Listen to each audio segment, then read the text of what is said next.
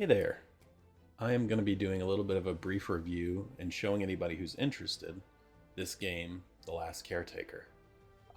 I have greatly enjoyed this game up to this point. I hope that you would as well if you give it a try. A few things that I would like to mention before we go into the game and actually start playing it is that you will probably need a beefier computer if you're going to be trying to play this game. It's my understanding it was built on Unreal Engine, which seemingly with games like Borderlands 4 and others like that, there has been this sort of split in terms of quality. It's a lot harder to get a really good frame rate if you're doing it with the Unreal Engine, creating a game with the Unreal Engine versus something like maybe Unity. So it is still incredibly enjoyable. Just a little bit of a heads up before you decide to dive into this, that it can be a little bit rough on a computer that can't handle it. So just a heads up there. So we're going to get into a new game and let's play a little bit. You are playing as a caretaker unit, and there's a lot of other caretaker units around, but they are no longer among the living, unlike yourself, to whatever degree a robot can live. It did take me a little bit to get used to the controls. So, for instance, if I want to do something with this door, I need to hold left click and actually hold it. And you see he's got these little things in his hand that move the door. It's dark and quiet now. It doesn't have to stay that way. From a narrative standpoint, I do like Bring this place where the back. story goes in this game. I mean, I'm a sucker for any kind of like post-apocalyptic thing like that. But one thing that I do like about it is some of the story being told through images instead of just exposition. It's always really smart if you can show a story instead of vomit out a story through exposition. So, to preserve what remains, exo extract refine. It's a lot of good artwork, essentially. Much better examples even than what I just showed you. But if you'll notice at the bottom of the screen, you've got your health and your power. Since you are a robot, you are directly powered by a battery. Here is a caretaker who is no longer with us. I guess you could put it that way. No longer up and running. And you can't really jumpstart them again. Once they're out, they're just kind of gone. So our first mission is to get some power going to this base. So we're going to hook up to this guy, Good work, caretaker. and voila, Sword connection brings us we closer have to power. reclaiming our So home. now this door, even though it doesn't have a handle that I have to grab and Caretaker. manually move, Head to the I docket can cage. just open it Something important and is come on waiting in. to show us our Now that we've home. got power, I can turn the lights on. And then there's really cute stuff like this little guy. Adorable. There is some stuff that plays through speakers that talks about evacuation and things like that. And as you notice, okay, there's still bags here. There's a little like sleeping pod. There's toys. So it's obvious that there were people here at some point. This definitely wasn't for the sake of, the caretakers, the robots. But coming through here, I want to recharge myself. So you'll notice options right above the power. It's connect to self, or I can drop the cable, or I can reel in the cable and keep it in my inventory. So I'm going to connect to myself. And then there we go. I'm all juiced up. So then I held Q. So let's keep it moving. You find other caretakers who have long since run out of juice or fallen apart or been stripped for parts, in some really sad, like kind of heartbreaking positions sometimes. It's a little depressing, but it also is good storytelling, and I think really gives you an idea of how bleak things are in the situation that you've woken up in. One of my favorite elements of what they've done with the story in this game is right here, where we have this poster talking about a toy clearly meant for a child that maybe it can talk. Maybe, when you had a kid who has this thing, terrified of what's going on around them, well, you can trust this robot that's here to help you. Ooh, not being very gentle with him, but yeah, super cute though. This game has by far and away my favorite way to save a game, which is you grab this cable, you connect it to yourself, you back up, and that's it. Also, how you heal yourself is kind of fun. Just really something fun about plugging yourself in to take care of yourself. I don't know, it makes me happy. Yeah, then all this stuff is movable, throwable, and once I get my tool at level 2, it's also something that can be disassembled. Just about everything can be stripped for parts that you can use to build other things. So every bit of power that you use takes some of the juice that you have for the building. So there are some instances where later on in the game, if you're using the elevator, it may kill the lights, or the elevator may only run so far and then it will stop. This is because the elevators use a ton of juice and the lights do not. But it's just really cool. There's another guy. Oh, hold on. What have we here? Gotta take the little bonsai snow globe. Have to. More batteries. Okay, let's keep going.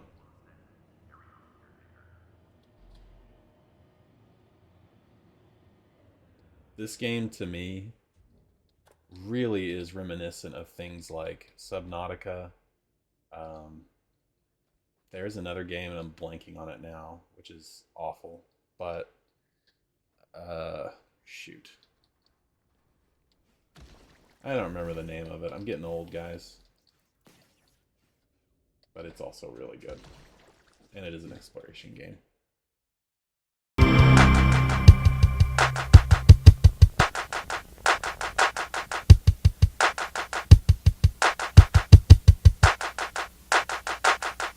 Okay.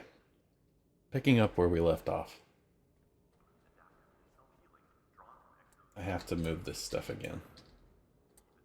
There'll probably be a little bit of a jerky transition between what I was recording and where I am now. And that's okay. Because I'm not shooting for perfection. Just want to tell you about how much I enjoyed this game. So earlier I was talking about the exploration, the storytelling, some of the issues with the game, like the graphical complexity. I passed up the thing I didn't mean to pass up again. Ooh, and I didn't quite get it right this time, but that's okay. You've got to be kidding me. Alright, well, there goes that battery. I'm not going back after it. But yeah, this game, at least to the point that I've played, essentially develops to the point where you are traveling to several different locations within this world. Here's a first look at some of the bad guys, who are like some kind of techno junk. I don't really know how to describe it. Just about anything you can interact with. So this computer I can pick up and move around. This poor guy, can pick him up and move him, albeit not very gracefully. There she is, your vessel. And here's another major story point. It's your freedom. We've got your ship, This boat and this is what you use to really and perhaps explore this world. the dock systems are offline. Without them, we're trapped here. It's pretty great. Restore the power, caretaker, so we can sail again. So now it's just a matter of getting the boat fueled up and moving on.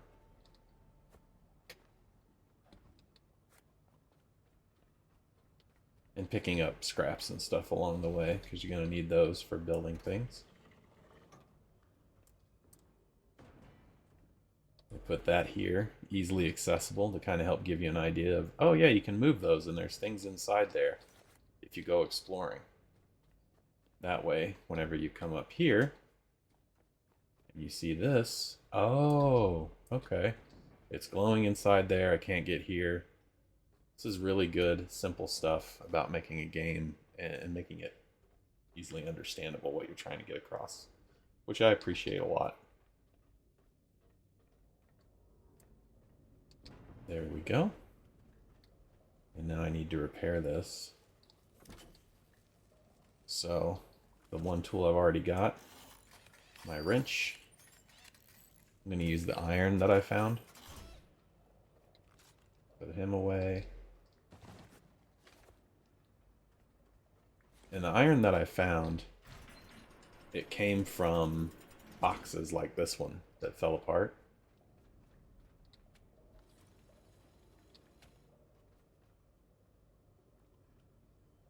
What's happening? Why is nothing happening? Ah, there we go. There's the ship. So now I can pick all this stuff up.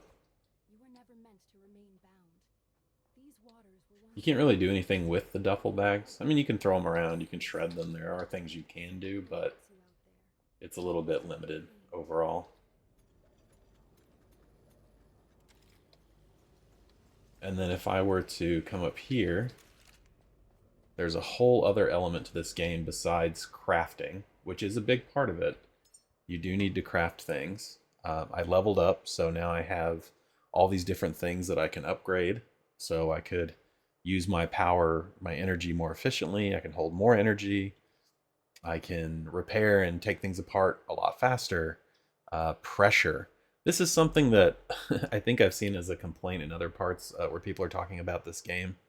Um, you will need pressure, at least 10, 20-ish points in it later on for the story, but it's not really made clear to you early on that that's the case. And I have to be honest, for me, one thing that I would want to voice to the developers would be that uh, from a storytelling perspective, some way to show that it is safe to go in the water in this game, because I was almost certain my character would die immediately, even with the access to all the ladders that are near the water.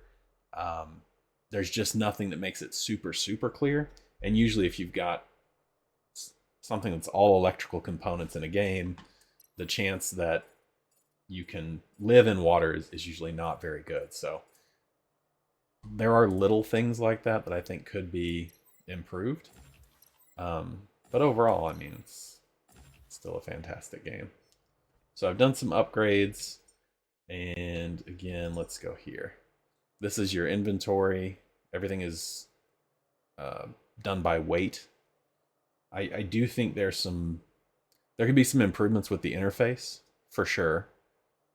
As for what those look like, I don't have anything off the top of my head, but I'm not saying it's trash or that it's awful. I'm definitely not one of those people when it comes to talking about things I like and don't like with video games. But you do build things as well, which again, just super one of my favorite things to do in games like Subnautica and other style games like that. But out here, so we've got the building, we've got the combat component, we've got this exploration, but you've also got power management. So we see that we've got solar panels and wind power. Kill these guys. Okay.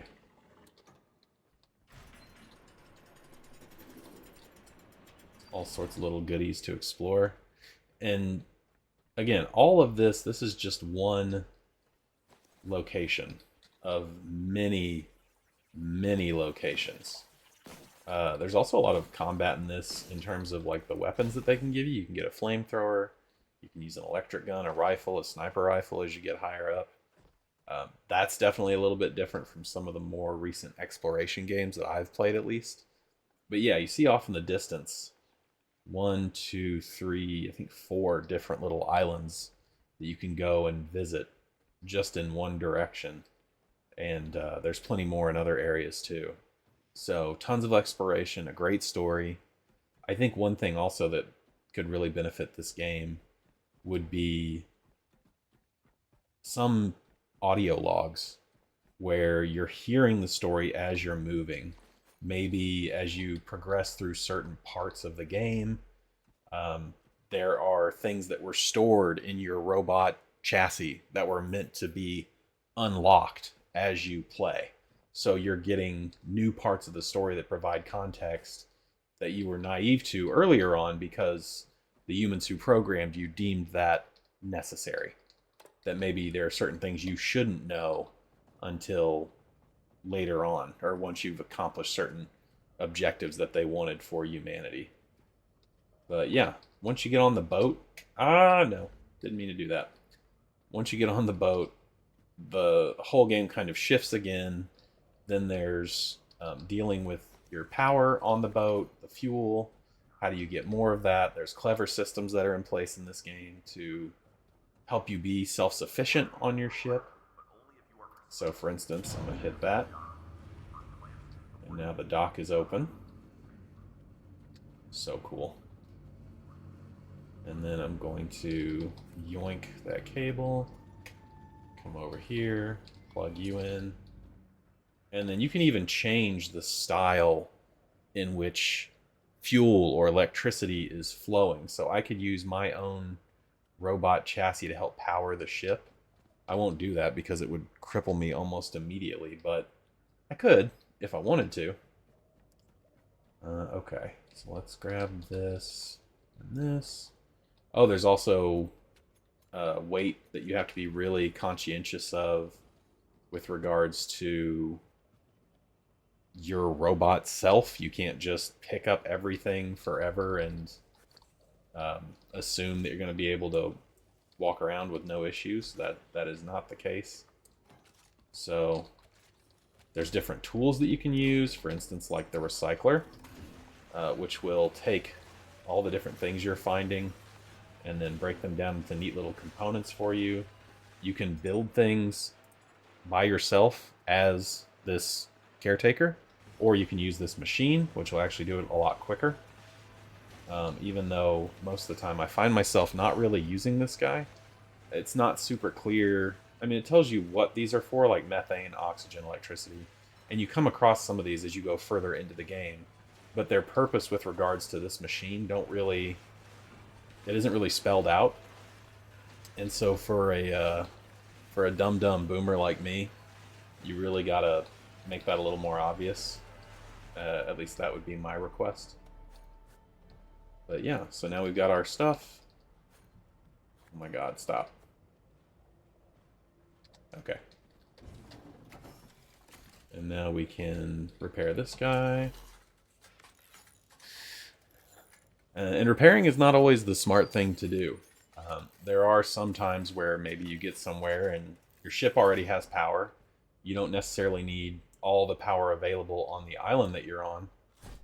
Well, in those circumstances, one of the things you can do is maybe you just strip down some of those parts on that island that you're on to power things on your boat. You use those components to build your own solar panels on the boat itself, things like that. There's definitely opportunities to do things in a variety of different ways. So I'm going to save again in what is the most enjoyable way I've ever saved a game in like 36 years of gaming. Love it. Come around here. Put this little engine block in here. There are people who certainly know more about this game than me, but from my general, haven't super looked into it, game knowledge, these help the ship run more efficiently and faster, basically. Okay. Alright, ship is full. And we're still being powered. No, we're not. It's equalizing. There we go. Now the ship is still being powered. One of the other things I really love about this game is that you can actually do mooring of the ship. So when you move out to other areas, it helps keep the ship right next to you. And I'm actually about to sail out just to show you the sort of final component of the game, because I do find it genuinely cool. Actually, let me power up myself real quick. I love that these have a little display. You can see it kind of running out of juice, trying to fill me up. And then let's do this. Okay. Throw you on the boat. Throw you on the boat, because I might need you. Okay. And even though I know I just attached these, I'm going to go ahead and release them. Alright, we're ready to go. So you come up here, and you've got your ship health, fuel, power, what time of day it is. The map, as you explore, shows you where things are in relation to you, the wind, etc. So let's do piloting. We hit spacebar to let go of the anchor. Full throttle ahead. And we're going. We're leaving this behind. Probably the smart thing to do would have been to loot it a little bit more. Maybe tear some of the more... uh-oh, what's going on here? Oh, okay. That's fine. Wait, why am I not moving? What's going on? I don't think I'm anchored. Okay, I'm not. Okay. Am I like stuck?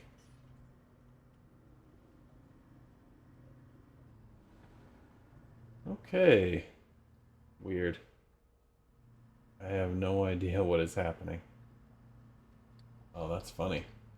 I wonder if this is another bug. Okay. Whee! Not hurt by the water.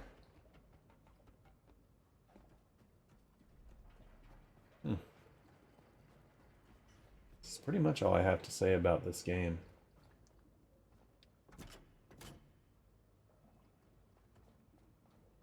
So overall, I enjoy it greatly. It's a lot of fun. What the hell is going on? Okay. There we go.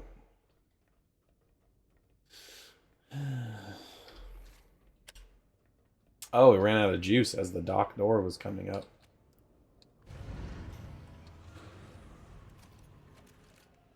For Christ's sake. There we go. Lord Jesus. Okay, so that's 100% my fault. So let's get down here. There's our anchor.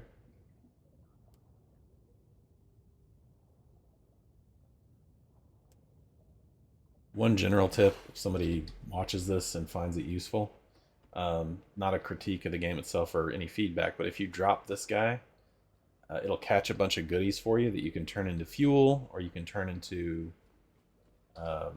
parts that you can then use to build things. So definitely when you're out and about, really good to lower that thing down and let it start collecting things for you. Okay. I think we should be good now. No, unanchor ourselves. There we go. And we're off. Albeit very slowly.